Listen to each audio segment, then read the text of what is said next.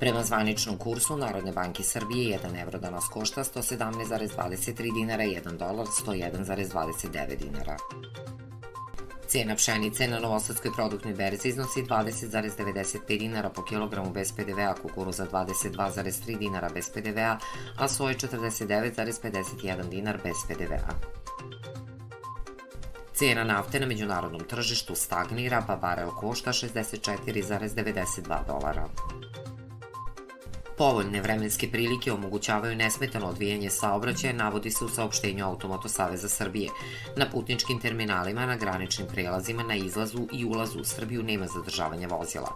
Na teretnim terminalima, na izlazu iz Srbije, teretnjaci čekaju na graničnom prelazu Kelebija 120 minuta, Batrovcima 240 i Sremskoj Rači 60 minuta. U Srbiji danas na severu umereno oblačno, u ostalim krajevima pretežno sunčano, vetar slab do umeren, promenljiv. Najniža temperatura od 3 do 11, najviša dnevna od 19 do 23 stepena.